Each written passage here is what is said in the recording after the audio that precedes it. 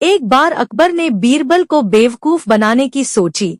इससे पहले जब कभी भी अकबर ने बीरबल को छकाने का प्रयास किया था, तब उन्हें मूंग की खानी पड़ी थी। इसलिए अकबर ने अपने इस प्रयत्न में मंत्रियों और दरबारियों को भी शामिल कर लिया था।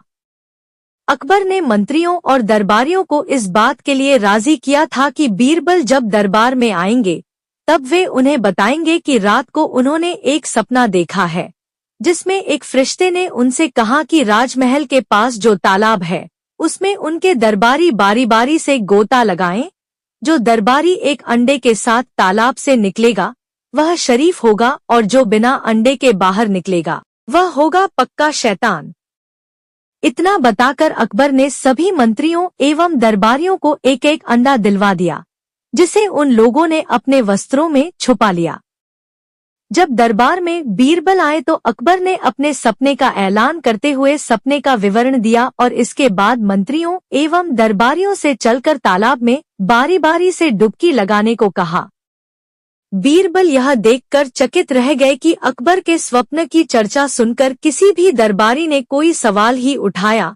आश्चर्यजनक रूप से सबके सब तालाब में डुबकी लगाने के लिए तैयार हो गए। यह सवाल बीरबल के मन में उमड़ने घुमड़ने लगा। अब चूंकि सब तालाब की ओर जा रहे थे, इसलिए बीरबल की भी मजबूरी हो गई कि वे भी उनके साथ चलें। बीरबल ने एक विचित्र बात यह भी महसूस की कि सभी दरबारी अधिक चपल और प्रसन्न दिख रहे थे। बादशाह, जो ऐसे मौकों पर बीरबल को साथ रखना पसंद करते थे, अपने मंत्रियों के साथ चल रहे थे। इस भीड़ में बीरबल खुद को अकेले पा रहे थे। तालाब के किनारे पहुंचने के बाद अकबर के बैठने की व्यवस्था हुई। बादशाह के तख्त के पास टोकरी भी रख दी गई। थोड़ी ही देर में तालाब के आसपास का नजारा बदल गया। एक एक करके दरबारी तालाब में उतरते, डुबकी लगाते और हाथ में अंडा लिए बाहर निकलते। वे अंडे को बादशाह के पास रखी टोकरी में रखकर तख्त के दूसरी तरफ दरबारियों के लिए बनाए गए स्थान पर जाकर बैठ जाते। सभी मंत्रियों और दरबारियों ने डुबकी लगा ली थी। सबके सब अंडे के साथ तालाब से बाहर आए थे।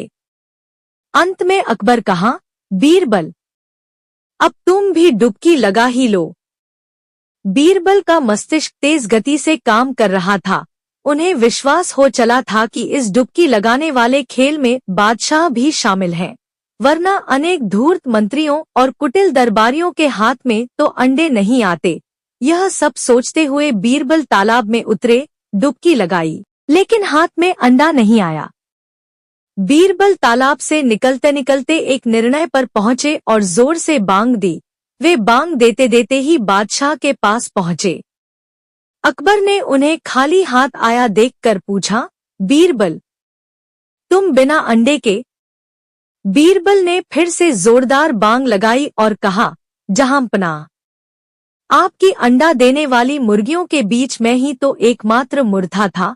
अब मेरी बात का भरोसा न हो तो आप भी पानी में उतरकर आजमा लें। बीरबल की बात सुनकर बादशाह भी झेंप गए और मंत्रियों एवं दरबारियों की जुबान लज्जा के कारण खुल नहीं पाई।